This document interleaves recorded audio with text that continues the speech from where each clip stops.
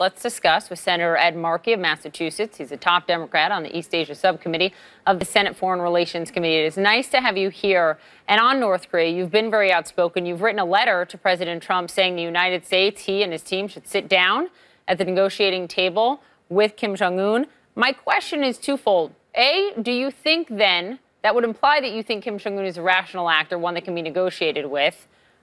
Do you? And what do you think the result of those negotiations would likely be? Well, we have three options. Number one, the status quo, and that is not working.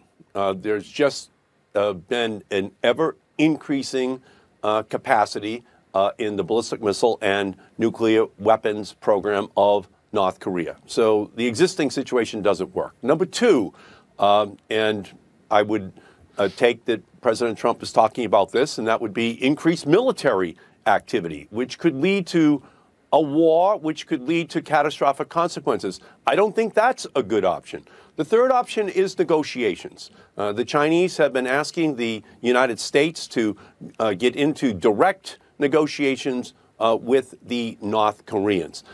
If we did that, we could have more support from the Chinese and the Russians, who each want us to engage in those kinds of negotiations. That could lead towards a freeze of the North Korean ballistic missile and nuclear weapons program. And in return, the United States could be at the table in order to make a determination as to what concessions the United States and South Korea might make towards the North Koreans. But unless we are sitting at a table, unless we are negotiating, we cannot have any progress that is meaningful in reducing this inexorable, inevitable path that North Korea is on towards having an intercontinental ballistic missile with a nuclear warhead on top that can threaten the mainland of the United States. So two things, Senator. First, one of the main reasons why China and Russia, one would think, want the United States to back away from other options and sit down at the table is potentially they can get the U.S. to lessen its presence, right, in military drills and activity in the region,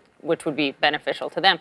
The other question becomes, what makes you think that Kim Jong-un is a rational actor to negotiate with? So many past U.S. presidents, Republicans, Democrats, have had these negotiations, have resulted sometimes in a freeze, but then that has accelerated and we are where we sit today. Does some of that blame sort of fall on the Obama administration for not doing more? I mean, you had pressured President Obama to ramp up sanctions. Yes, well, I have wanted for both the Obama administration and for the Trump administration to engage in direct negotiations. Kim is rational to this extent. He may be homicidal, but he is not suicidal. So he does not want to get into a situation where the United States is engaging in military activity against his regime. And so to that extent, there is an opening for direct negotiations to find a pathway towards negotiating a freeze on that intercontinental ballistic missile and nuclear weapons program. And unless we take that opportunity, I'm just afraid that we are going to wind up in a situation where too many people are going to begin to talk about actually using a military option to deal with North Korea. All right, we've seen the handshake. It happened just about an hour ago between President Putin and President Trump. That's the optics. Now to the substance of this meeting that is getting underway in just about an hour's time. What would make you satisfied once you get the readout from the White House on that meeting? What would make you think that President Trump did a good job?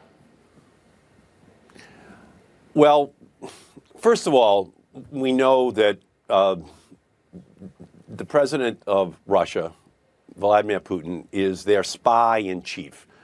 He was directing the hacking into our campaign last year for the presidency.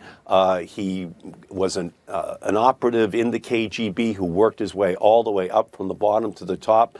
And so as you meet the spy-in-chief, you have to be the commander-in-chief of the United States. And you have to be confronting Putin very strongly and letting him know that there are going to be consequences for what Russia did last year. And if this story about increased spying in the United States right now is accurate, then the consequences for any of those activities right now. But for me, that handshake has to be followed by very tough talk by President Trump that makes it clear that he understands that the American people want to know that he accepts and will take responsibility for taking on Putin on this issue. Thus far, Trump has just been in denial. And that is the reporting that we have from multiple current and former U.S. intelligence sources that Russian spies have stepped up their activity in this country. Before I let you go, question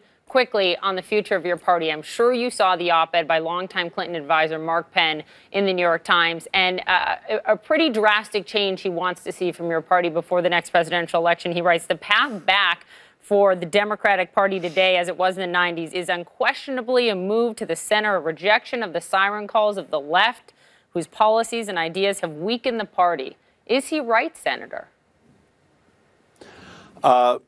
Well, if by that he means that we have to talk to the economic issues that are facing blue-collar, working-class families all across this country, their health care, their access to education, the need to have real job and economic and wage growth in our country, then yes, that is where we should be. That's the message that the Democratic Party has to send out to those voters who turned away from us last year. And I think we're well on the path to constructing that new message. The Democrats in the Senate especially have laid out an economic program that I think is going to be very appealing to those voters in 2018. We'll see. We have to leave it there. Thank you, Senator Ed Markey.